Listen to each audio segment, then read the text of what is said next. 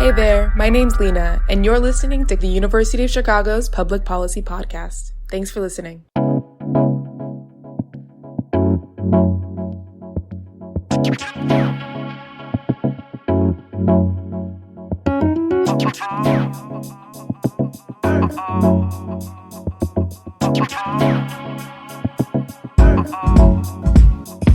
Welcome to the University of Chicago Public Policy Podcasts, and Happy New Year! My name is Sidhant Wadhera, and I'm the production manager for what we like to call The Main Page, our podcast on policy, politics, and current affairs. For our episode today, Mark Shepard and I interviewed Professor Dan Black of the University of Chicago Harris School of Public Policy. We discussed polling in the 2020 and 2016 elections. Just a quick note before we begin. This episode was recorded remotely due to the ongoing COVID-19 pandemic. Without further ado, here's Professor Dan Black.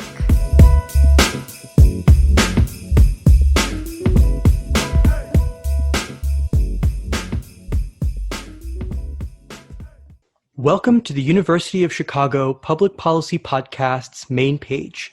My name is Sidhant Wadhera. And my name is Mark Shepard. Today we're joined by Professor Dan Black. Dr. Black is a professor at the Harris School of Public Policy and is senior fellow at National Opinion Research Council, also known as NORC. Also, he is cross-listed at the University of Chicago. Professor Black, thank you so much for joining us. Thanks for having me. So last fall, I took a statistics course with Professor Black, where he introduced me to many concepts in survey-based research, including issues relating to sampling, non-response, and measurement error.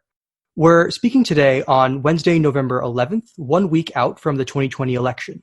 And like in the 2016 election that preceded it, there appears to have been a significant polling error that underestimated support for President Donald Trump and Republicans. As soon as it became clear that there was an issue, I knew we needed to talk to Dr. Black and have him on the podcast. So to begin, do you think these consecutive polling misses are indicative of a larger problem or just a product of the underlying uncertainty in survey research? Well, I think a couple things that affected errors this time. I mean, we haven't really done a good postmortem on why the polls were off as much as they are, but you just look and you say, gosh, there are a lot of people voting, a lot more than last time. And of course, if you think about polls, you just call people up at random and ask, who are you voting for? That's kind of a bad methodology because a lot of people don't vote. Usually a third of Americans or more will vote in an election. So I think forecasting who was actually voting may have been, a significant contributor to this election. I'm always amazed at how well polls work rather than the reverse. I mean, I think people here are saying, "Oh, I'm surprised they were off a lot." The New York Times reported in one of their articles that they get between 1% and 2% response rates on their polls, and that's considered they're considered a very good polling organization. Well, that means 98% or more people didn't pick up the phone, right? Which is usually the problem. I mean, imagine you're sitting at home and someone, calls you at random. How often do you pick that up? Almost never, I think, is a answer for most, certainly most young Americans. And so the question is, what do you do about polls when you're off, with only about 1 or 2% of the population responding?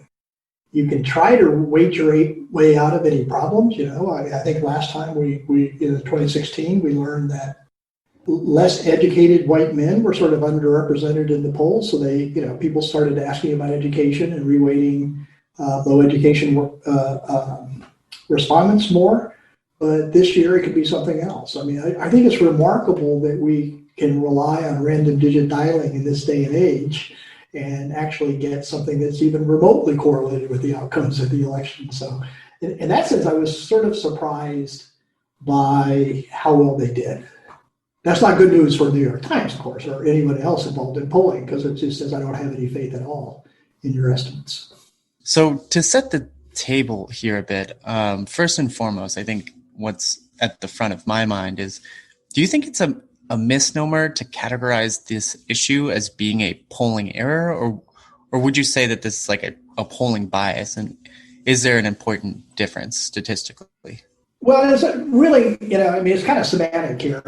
Is it a bias? Yeah, you have a potentially very non-random subset of the population picking up the phone.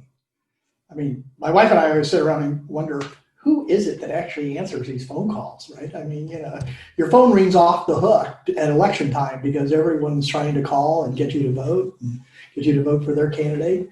And so, we never pick up our phone, and we're unusual in the sense that we have a landline.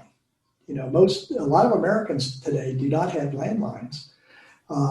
And so you ask, gee, if I get a cell phone call, do I pick up the phone if I don't know who it's from? No, that's what voicemail's for.